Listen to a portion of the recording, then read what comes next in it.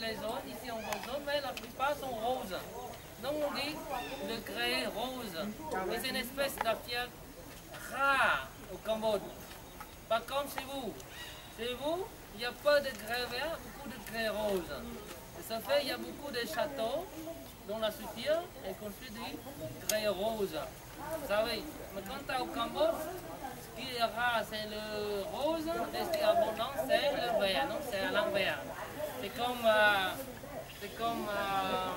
une petite langue qui représente le bonheur là, vous savez. Non. Le trèfle, vous savez. C'est vous, ce qui est abondant, c'est le trèfle à 3 feuilles. Et c'est moi, ce qui est abondant, c'est le trèfle à 4 feuilles. Pourquoi? C'est parce que le Cambodge est la terre du bonheur. Prétentieux. Il faut être un peu. Voilà, regardez. Ça, c'est le grès rose. Et puis on voit les bas-reliefs, vous savez, par rapport encore, c'est les bas-reliefs ici qui sont mieux conservés. Ça fait voir comme en tout le monde combien de graver à nos jours. Même c'est là, vous savez. Ça fait voir comme voilà les bas-reliefs que les artisans viennent de graver il y a quelques jours, vous savez. C'est pas comme encore, on voit presque tout entamé, presque tout enfité. C'est pourquoi? C'est parce que la qualité de ces deux pierres-là est différente, même qui viennent de la même famille. Comment dire, la structure, vous savez, de cette pierre-là, vous savez, c'est pas en 6. C'est pas comme particule en 6. C'est mélangé ensemble, comme ça. Et ça lui permet de rester contre l'humidité, contre le mouvement d'hydratation et le délit. Et ça fait, on voit les bas-reliefs sont mieux conservés. La découverte, cet homme-là, c'est comme encore, c'était tout tombé, il ne reste que 20% qui est en debout. Et tout ce qu'on a vu à nos jours, vous savez, c'est de la fatigue des restaurateurs français. Il y a comme M. Malek, M. Vinet de Lacantier, M. Parmentier, vous savez, Henri Parmentier et Henri Marshall. Voilà, ces 4 personnes-là ont aidé à redonner la vie voilà, à cet homme-là. Ah oui.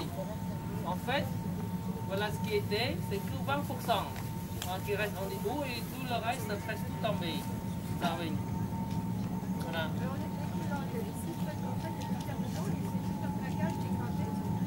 Non, c'est pas juste un placard. C'est la pierre d'entier, comme vous savez. C'est pas un morceau de la pierre là, vous savez, entier. Vous savez, puis voilà, on le taille avec des techniques de machine à tournage et on travaille les bas-reliefs là après. Mais ce qu'on voit ici, c'est la restauration. Ça, c'est la nouvelle structure redonnée par les archéologues français parce qu'il n'y a pas d'autre moyen à l'époque. Pardon? Il y a un beau lézard. Juste. Il y a la sang. Sinon, il devient une nourriture, comme vous savez, pour le dîner de ce soir. Oh, bah tant mieux. Très bien. Non, c'est une plaque. On ne vend pas celui-ci. Voilà, donc on voit là les bas-reliefs comme ça. Donc, c'est-à-dire le grès vert pour la température d'ici, c'est on a fait à permettre les artisans à donner la finesse et graver très profond. C'est la profondeur, vous savez, qui rend les motifs comme les poissons du même temps plus vifs par rapport voilà, à notre temple.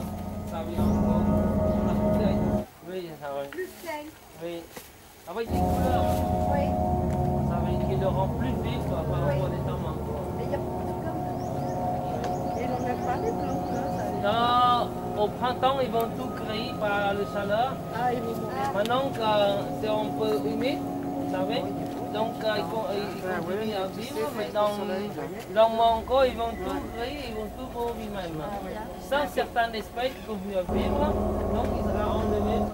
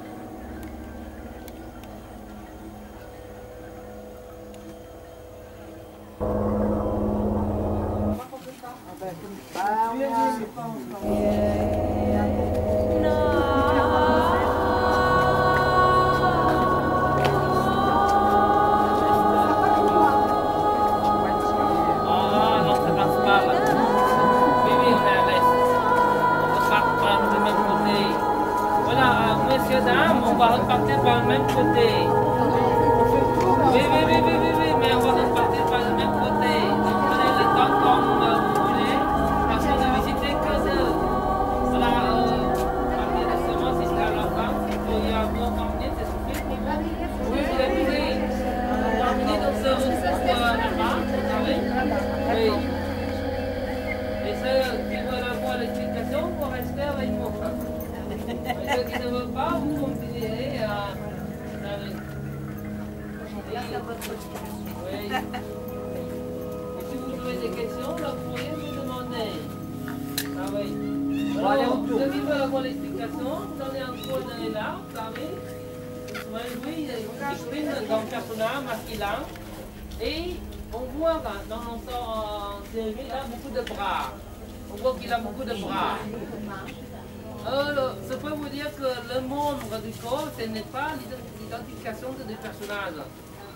Mais le membre du corps, vous savez, ça nous dit plutôt le mouvement que ce personnage anime. C'est de tout ça qu'on peut dire que ce statut, cette figurine représente le dieu Shiva. C'est ça les stratos. Et en bas, vous savez, on peut avoir là sa tête et encore là. Donc, on peut reconnaître le personnage que cette figurine a représenté. C'est Krishna. La tête, j'ai cassé là. Oui. C'est Krishna. Il est en train de faire la guerre contre deux différents animaux méchants. Il y a comme un éléphant et un lion, que ces deux éléphants-là. Mais c'est gravé à la main. Vous savez, et c'est la quête et la pierre qu'il faut mettre dans sa main. Et ça montre qu'il est très adroit. Ce sont les meilleurs artisans de l'époque.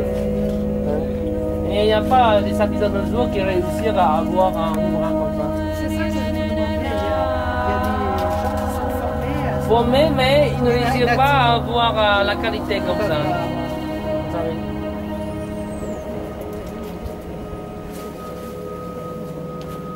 Et ça, c'est Non. Ça, c'est des jasmins sauvages. En français, c'est le nèfle. Les nèfles? Oui, le nèfle. Quoi, ça? Oui, c'est le nèfle. Le nèfle. Oui. C'est le nèfle.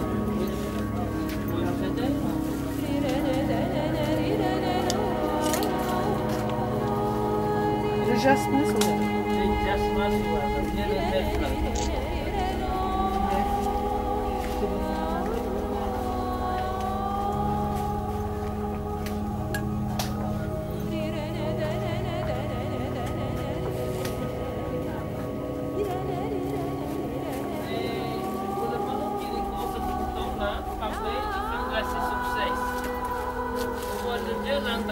Avec la main droite levée en haut, dans laquelle, dans la main de même côté là, vous savez, tient l'instrument magique qui produit le tonnerre et la foudre, vous savez.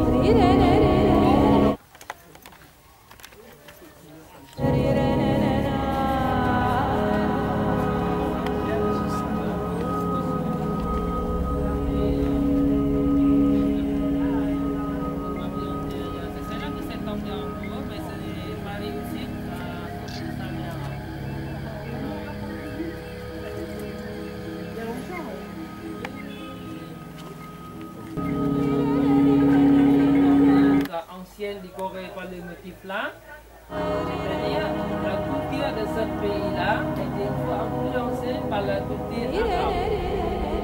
Donc, la vôtre comme la mienne, pareil, sont influencés par la culture arabe. Et pour ça, on voit les artisans, l'idée d'utiliser ce motif-là comme la décoration de lumière des bâtiments de châteaux, comme le temple qu'il a construira. Voilà. C'est arabe.